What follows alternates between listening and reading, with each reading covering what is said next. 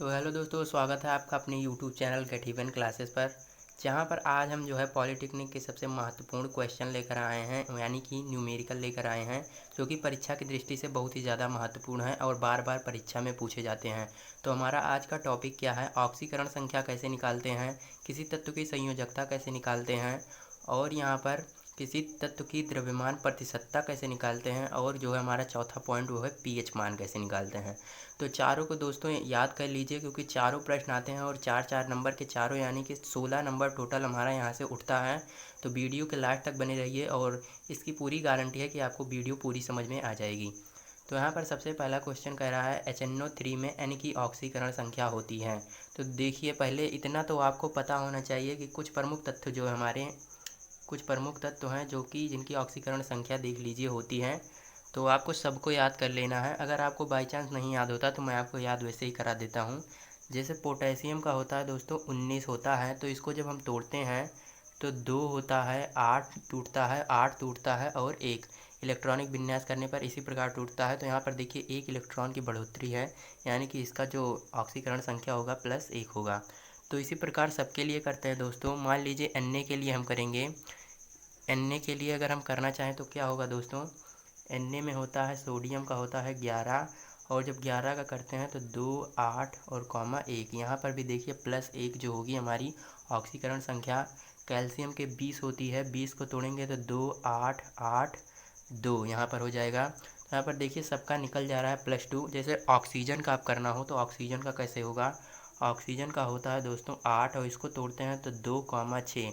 तो यहाँ पर देखिए इसका 6 नहीं होता, क्यों? क्योंकि अब जो है इसको 2 इलेक्ट्रॉन की कमी मतलब 2 इलेक्ट्रॉन इसे चाहिए पूरा करने के लिए अपना अष्टक। तो यहाँ पर जब 2 इलेक्ट्रॉन चाहिए, यानी कि ये क्या होगा? विद्युत ऋणी हो जाएगा। अगर किसी से 2 इलेक्ट्रॉन लेगा, यानी कि 2 अणु जब ले लेगा तो ये विद्युत ऋणी हो जाएगा, और इसकी ऑक्सीकरण संख्या यही हमारी हो जाएगी -2। यहाँ पर यही सब इम्पोर्टेंट है दोस्तों, तो इसको सबसे पहले आप याद कर लीजिए। इसके बाद ऑक्सीकरण संख्या जो है बहुत ईजी आपको लगेगी, और किस प्रकार निकालेंगे ये हम आपको बताते हैं। अभी मजा आएगा ना भिड़ो। तो यहाँ पर देखिए सबसे पहला कह रहा है HNO3 में N की ऑक्सीकरण संख्या। तो देखिए HNO3 पहला नंबर लिख लीजिए। HNO3 हम जब लिखेंगे तो क्या हो जाएगा? HNO3। तो यहाँ पर H का क्या होता है दोस्तों? N की निकालनी है, तो सबसे पहले दोस्तों जिसकी निकालनी होती है उसको X मान लेते हैं, दोनों तरफ प्लस लगा दीजिए इसी प्रकार। अब क्या करेंगे? अब होता है H हमारा। H का क्या होता है दोस्तों? ऑक्सीकरण संख्या यहाँ पर देखिए 1 होती है, तो यहाँ पर 1 लिखेंगे ब्रैकेट में लगाकर। और यहाँ पर O की कितनी होती है दोस्तों? O की होती है -2, तो यहाँ पर माइनस का क्या लिखेंगे ब्रैकेट में? 2 ब्रैकेट में लिखिएगा। और फिर 3 अणु है, यानी कि 3 से गुणा हो जाएगा इसमें, तो बराबर किसके कर देंगे दोस्तों? 0 के। किसके कर देंगे? 0 के।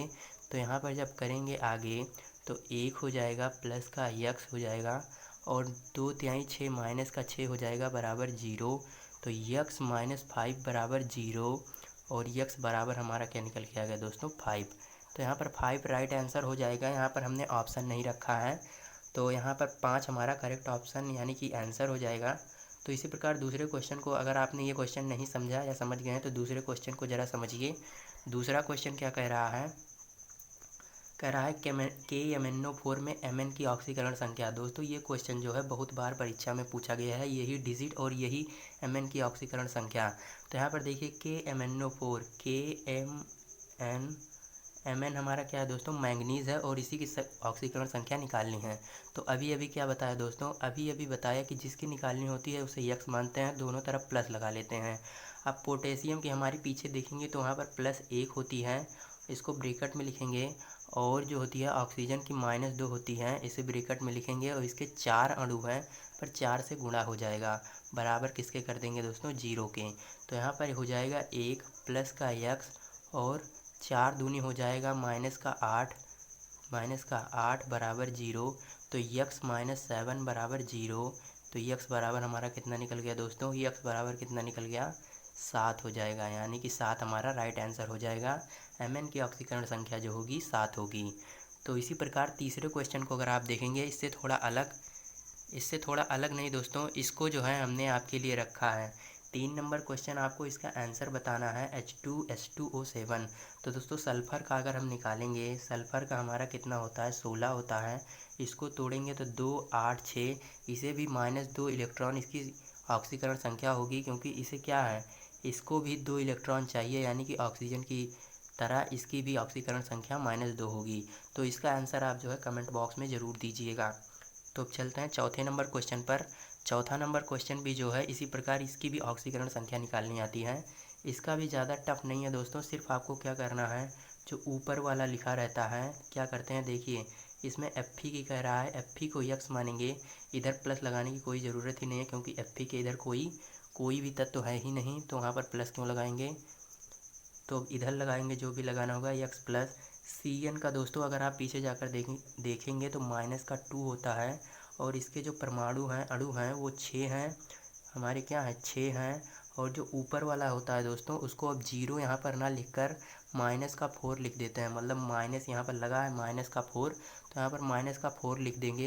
यहाँ पर दोस्तों 4 माइनस आपको दिखेगा, 4 माइनस या फिर 2 माइनस, तो यहाँ पर लेकिन इधर क्या लिखेंगे -2 -4 इस प्रकार।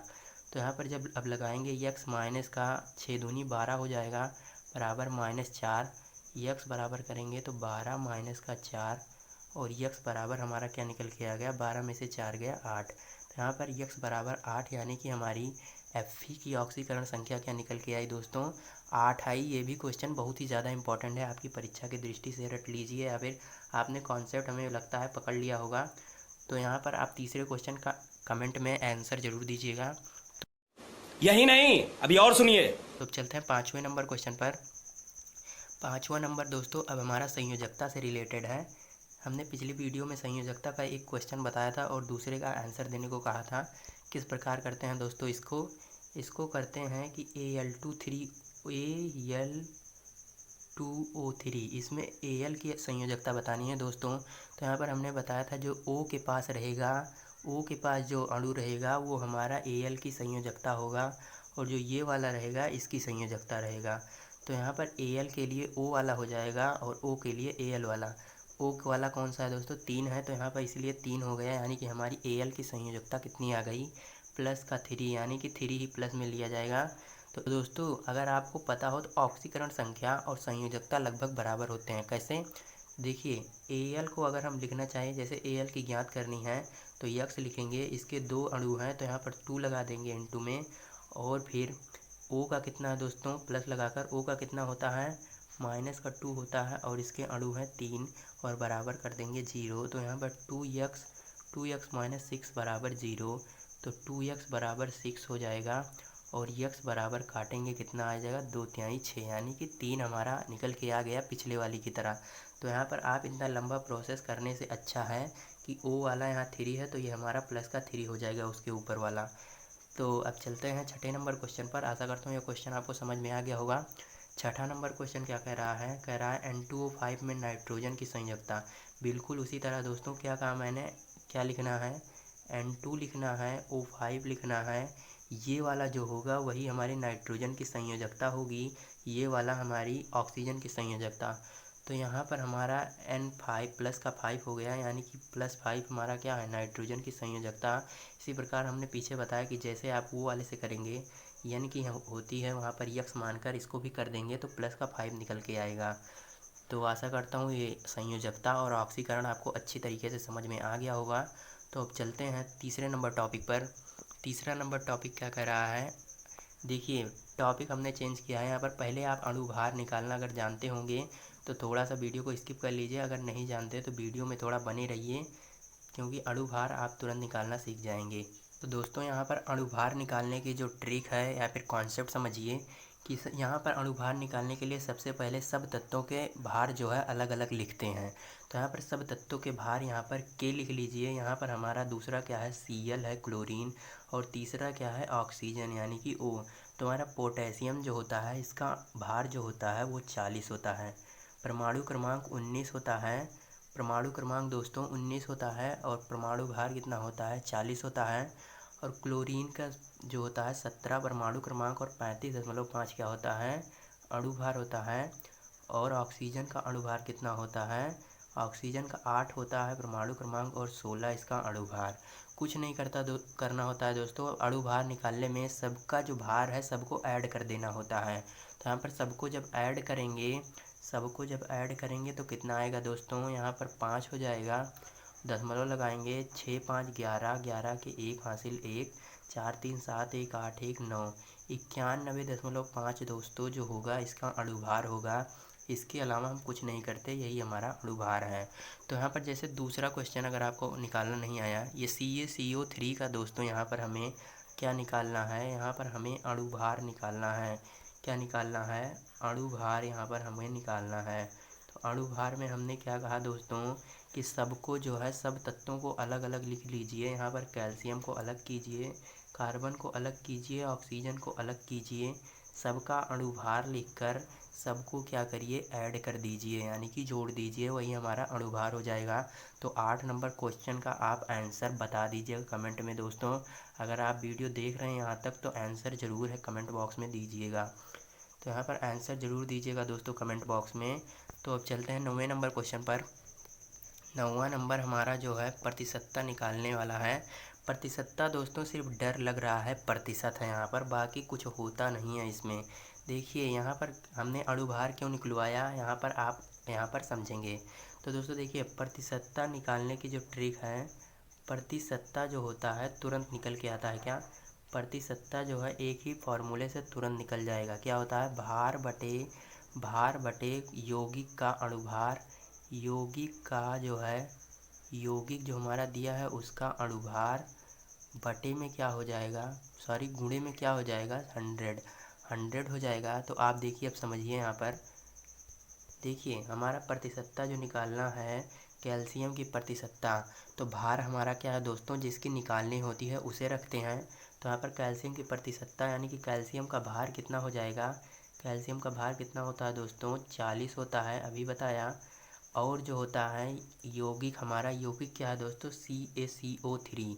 तो CaCO3 का यौगिक का अणुभार कितना होगा दोस्तों, हमारा Ca का होता है 40, C का होता है 12 यानी कि 52 हो गया, ऑक्सीजन का होता है 16 और 16 गुणे 3 हो जाएगा क्योंकि इसके 3 अणु हैं।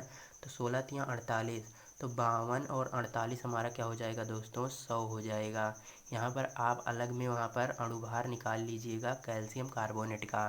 तो यहाँ पर 100 हमारा आ गया और गुणे में हमने क्या बताया, 100 होता है, तो यहाँ पर 100 हो जाएगा। 100 से 100 कट जाएगा, हमारा आएगा 40%। बहुत ईजी था दोस्तों, कि आपको मज़ा आया या नहीं। तो अब देखिए 10वें नंबर क्वेश्चन पर। 10वां नंबर क्वेश्चन कर रहा है जल की प्रतिशतता। दोस्तों बहुत बार पूछा गया क्वेश्चन है, यहाँ पर क्रिस्टलन जल की प्रतिशतता इन सब क्वेश्चन में पूछता है। यहाँ पर दे देता है CuSO4 × 5H2O, इसी प्रकार दे देगा FeSO4 × 5H2O। और आपके लिए आपको जानकर खुशी होगी कि यहाँ पर हमारा जो है अणुभार हमारा सब तत्वों का दे देता है। तो आपको याद वाद नहीं करने की ज़रूरत नहीं है अणुभार। यहाँ पर अगर जल की प्रतिशतता ज्ञात करनी है तो यहाँ पर अणुभार दे देता है। तो कुछ तत्वों को आपको याद ही रखना है, कैल्शियम तक तो मिनिमम आपको याद ही रखना है, 20 तक यानी कि आपको अणुभार याद रखना है। तो देखिए अब हम क्या करेंगे, CuSO4 × 5H2O में जल की प्रतिशतता।